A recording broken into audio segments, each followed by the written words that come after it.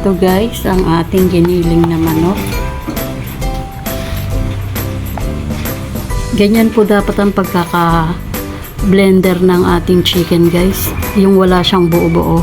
Para kapag ginawa natin siyang embutido, wala po siyang buo. Ayan. Hindi po siya lolobo sa foil o sa plastic wrap. Ayan po guys. Tignan niyo pong maigi sa video.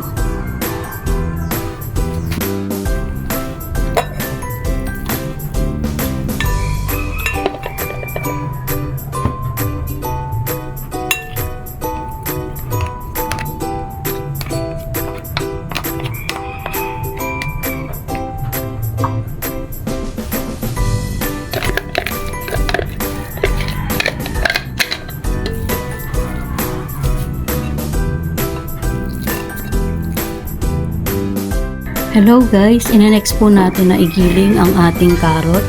Ayan.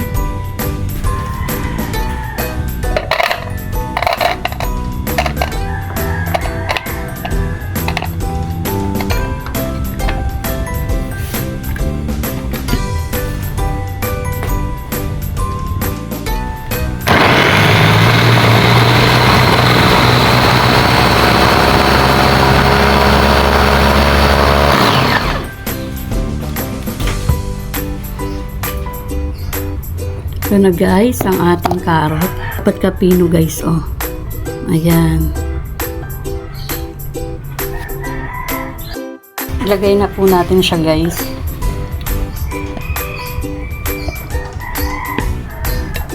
Para mamaya guys, titimplahan na lang po natin yan ng ating bechin, ating asin, bawang sibuyas.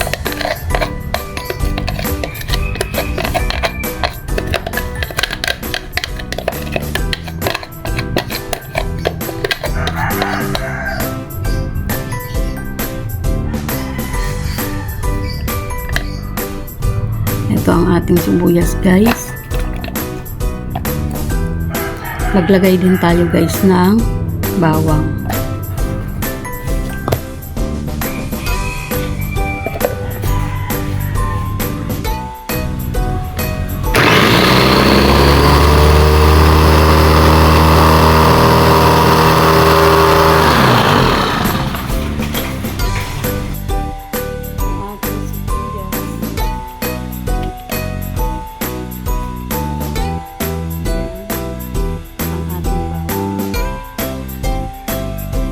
Ito na guys, ang ating bawang at sibuyas. Ilalagay na po natin yan dito.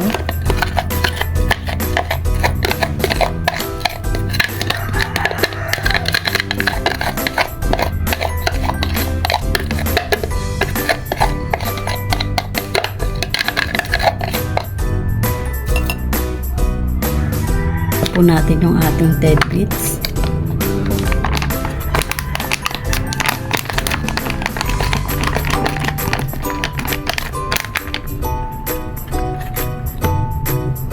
Lalagyan na rin po natin ang ating halu-haluin muna natin guys.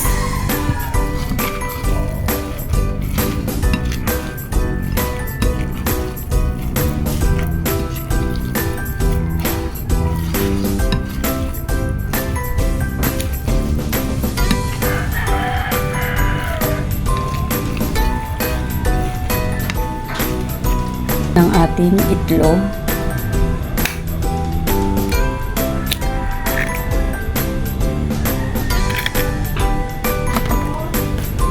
Dalawa guys ang ilalagay natin.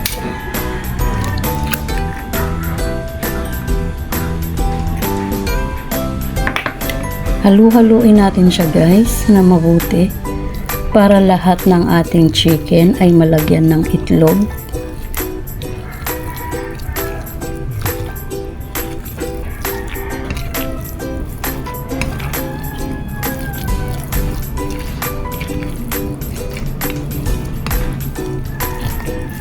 Maglalagay tayo guys ng harina kahit 2 kutsara lang guys. 2 kutsara lang ang ilalagay natin guys na harina.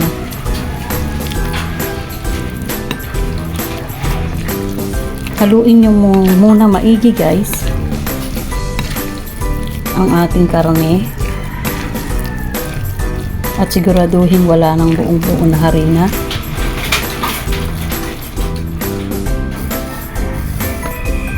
Ito guys, ang ating pangalawang harina. Pangalawang kutsarang harina guys, ang ilalagay natin. Haluin mabuti.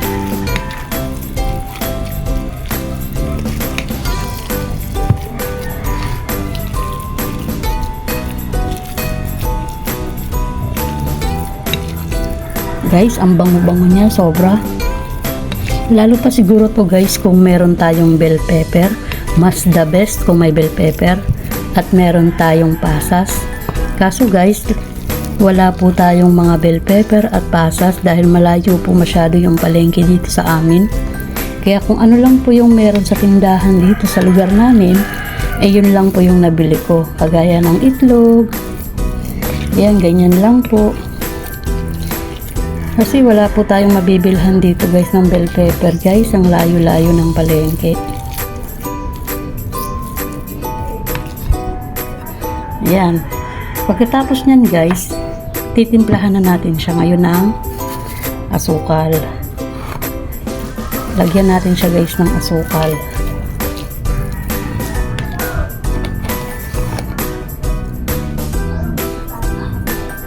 Haluin natin yan guys maigi ha. Para hindi lang itong side na to ang matamis.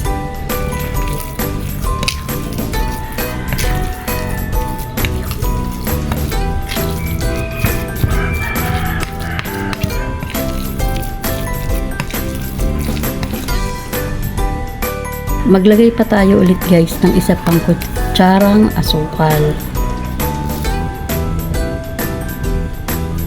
Okay na yan guys yung 2 kutsarang asukal guys, kasi pangat naman pag sobrang tamis.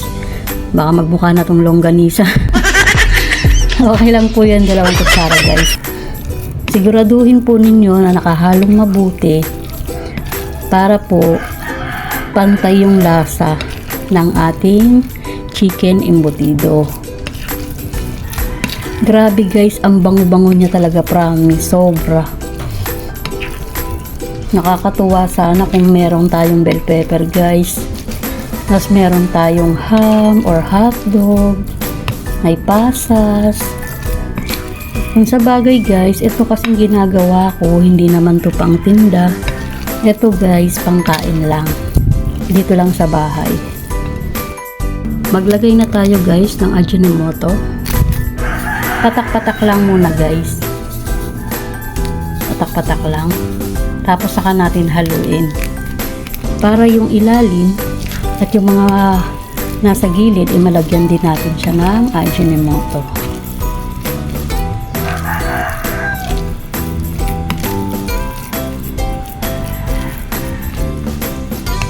Lagyan na, lagay-lagay lang tayo guys, paulit-ulit lang nalagay para may lasa naman yung ating gagawing chicken embutido.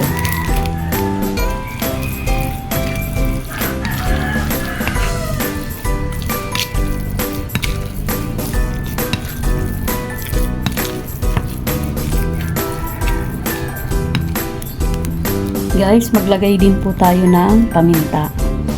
Ang nilalagay ko po rito, powder na paminta. Kasi pangit naman po kasi yung paminta kung buo-buo, sisiksik sa mga ngipin guys. Ito po yung ating paminta guys. Unti-untiin lang din natin yan guys. At halu-haluin.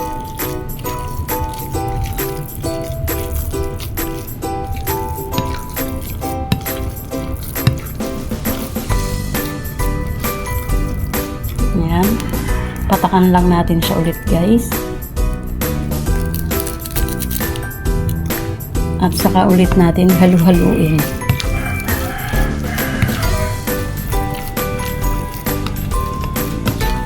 Try nyo po ito guys kung meron po kayong picture dyan sa loob ng bahay ninyo.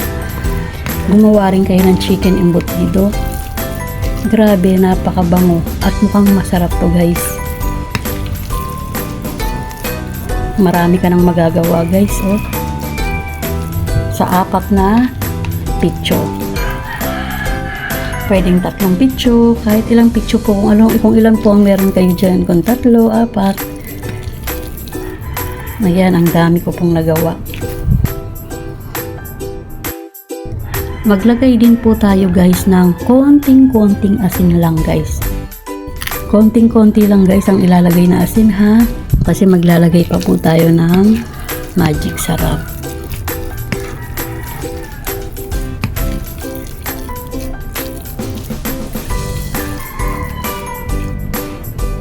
Patak-patak lang po ng asin guys, kasi baka umalat po yung ating chicken embutido, kasi maglalagay pa po tayo ng magic sarap dyan maya-maya lang pagtapos nating haluin ang ating chicken embutido.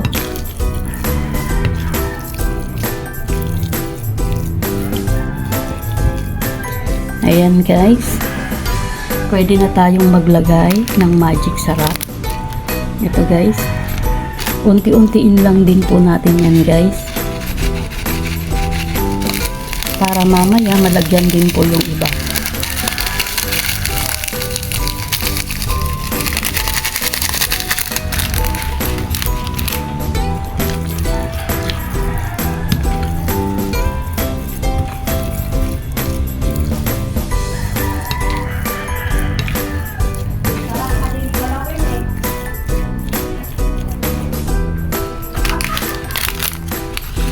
Ayan guys, patakan ulit natin siya.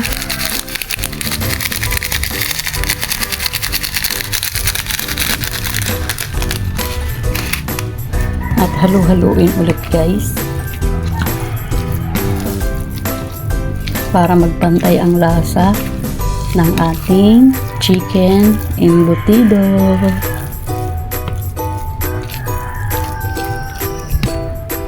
Ayan po guys, tapos na po natin timplahan. Guys, ito po yung powder milk natin. Kahit ano po ang gusto nyong ilagay, okay lang po.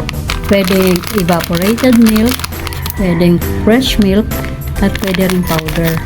Pero dahil wala po akong evaporated milk at fresh milk, itong powder na lang po yung gagamitin ko.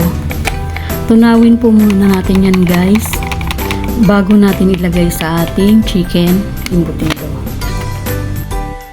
Ito na guys ang ating powder milk. Tunawin lang natin yan guys,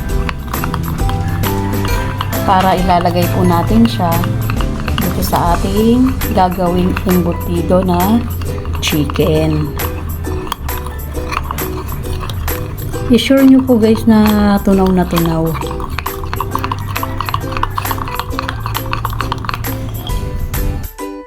Ito na guys ang ating gatas.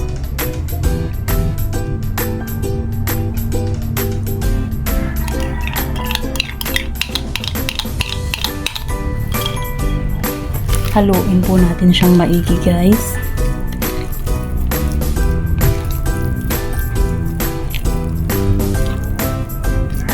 Para lahat ng gatas ay mapunta sa lahat ng ating chicken na giniling, blender.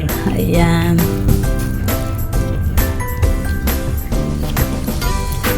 Ang may papayo ko sa inyo guys, kung malapit yung palengke nyo, mas the best talaga lagyan natin ng bell pepper, ng pasas, ng ham. Kaso kasi guys, dahil malayo kami sa palengke, okay lang naman to guys, na ito lang yung ating ingredient. Lalo na guys, hindi naman to pang tinda, pangkain lang po namin dito ng partner ko, para may baon-baon siya guys sa work niya sa office. Ayan guys ang ating chicken embutido.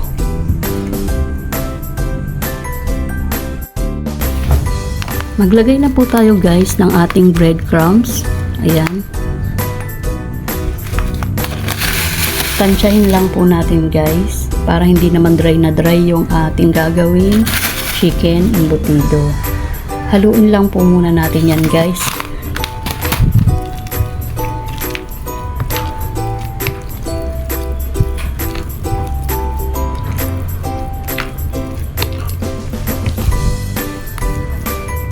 At mag-add ulit tayo guys ng ating breadcrumbs. Ganyan lang po ang gagawin natin guys. Huwag natin masyadong sosobrahan, baka mag-dry naman yung ating chicken embutido na gagawin. Yung eksakto lang po. Tingin ko dito guys, kailangan pa natin ng 2 kutsarang breadcrumbs pa guys. Para maging 4 na kutsarang breadcrumbs. Ganyan lang po ang gawin nyo guys.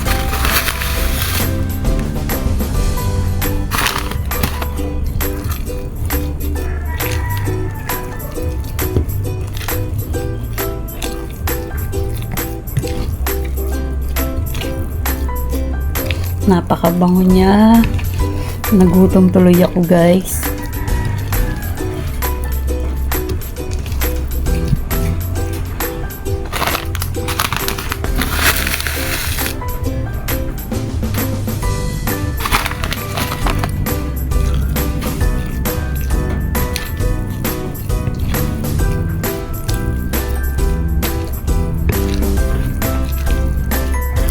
Ayan guys. Guys, maglalagay na po tayo ng cheese sa ating chicken embutido. Depende po sa inyo yun kung gaano karami at kung gusto nyo pong maglagay ba ng cheese na milk, nagmi-milk na cheese, okay lang po yun. Pero dahil ako po, wala po akong cheese na nagmi-milk, ganito lang po, yung ordinary cheese lang. Ayan.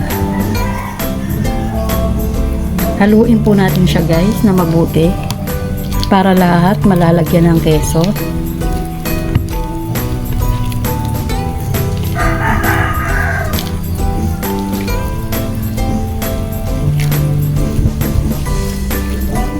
Yan. Maglagay pa ulit tayo guys para mas marami, mas masarap.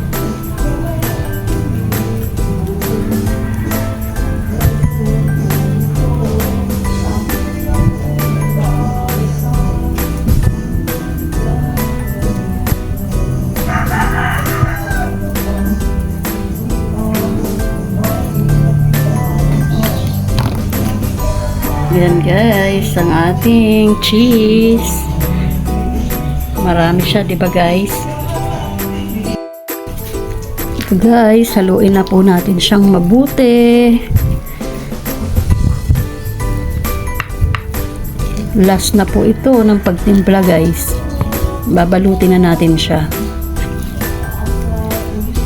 Sarap to guys, gawin nyo yung ginawa ko kanina.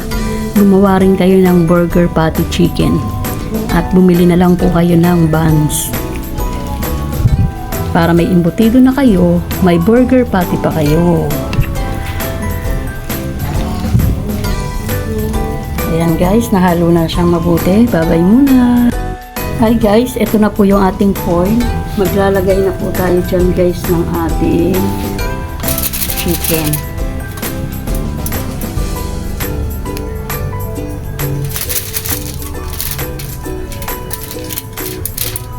Nasa inyo na po yun guys kung gaano kalaki, kahaba yung gagawin yung chicken embutido.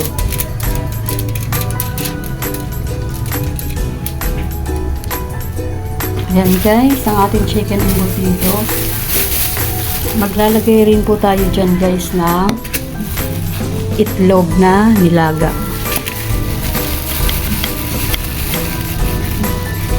Okay guys. Dalawa ang ilalagay natin guys para masarap.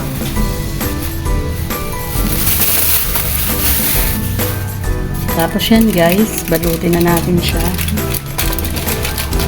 Pwede natin siya dagdagan sa ibabaw guys para matabunan din siya guys. Kahit konti lang. Ayan.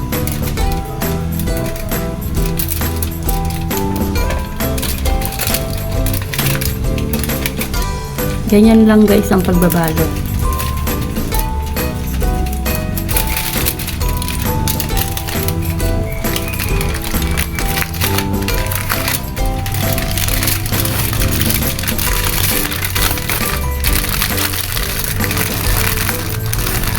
Yan guys. At yung mga dulo guys, ganyan lang po ang gagawin natin. Tapos sa dulo naman din ulit guys.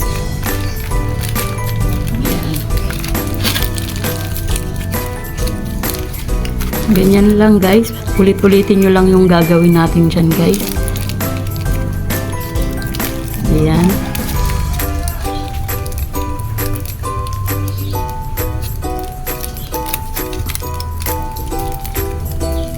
Ganito lang guys.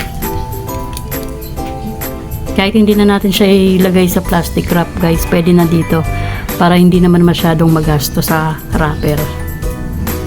So guys, ilalagay na natin siya dito guys. Steam natin yan guys ng 20 to 25 minutes.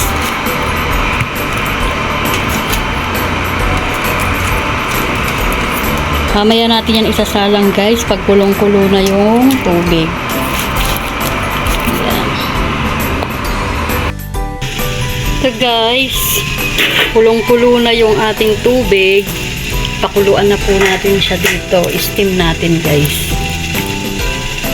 20 to 25 minutes.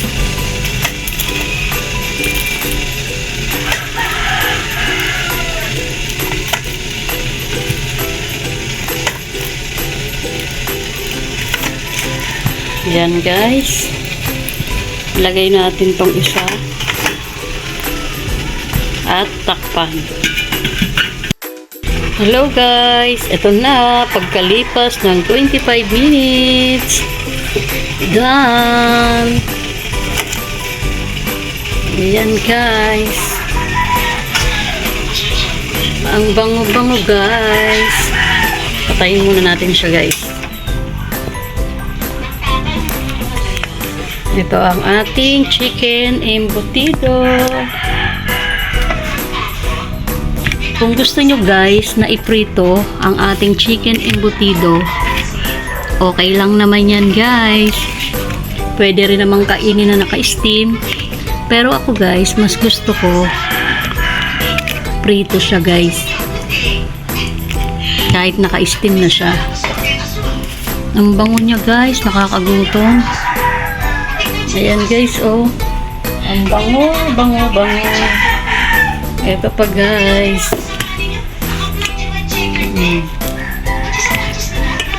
Sa 3 pitso guys, ito yung nagawa natin. Depende naman po kasi yan sa pagbabalot nyo guys, kung matataba, mapayat. Yung sa akin guys, may mataba, may payat. Ayan. Para marami akong magawa. 13 pieces yan guys sa 3 pitso. Siguro kung niliitan ko lang, parang mga ganito lang siguro. Kung ganito kapayat guys. Siguro baka abot yan ng mga 15 o ay hindi, mga 18 siguro ganun. Kung papayatan ko lang. Thank you for watching guys. Embutido. Grabe init guys. Napakainit. Aray. Ito ang ating chicken embutido guys. Nilagyan ko yan ng keso, ng itlog, ng gatas. Ayan guys, oh. Napakasarap niya guys, ang bango-bango, nakakagutom.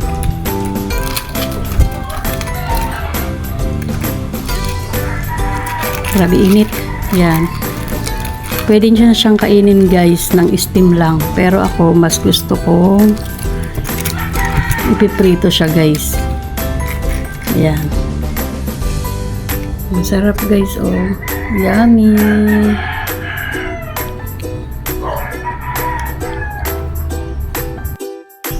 Hello guys. Ito na. Pinahiran ko lang yung non-stick natin guys ng dairy cream. Ayan. Kung may dairy cream kayo guys, yan lang po ang ipangpahid nyo sa non-stick. Pero kung wala, okay lang yung mantika. Ito guys, oh. Ang aking homemade chicken embutido. Yan, yan, yan.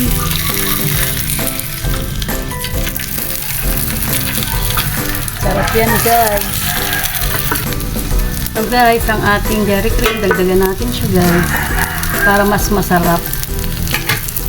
Para mas malasa. Kapag medyo brown na yan guys, pwede na yan tanggalin sa kawali. Masarap guys kapag dairy cream ang ipangprito natin. Pero kung wala, okay lang naman. Mantika na lang guys.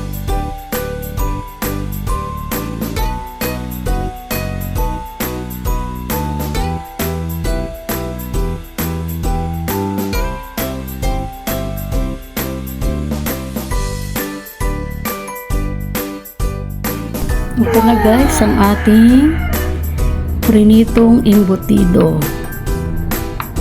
Sarap guys. I'm sure magugustuhan to ni Cheryl Garin. Ang sarap. Ayan, yummy. Ang sarap niyan guys. Yan ang ating embutido.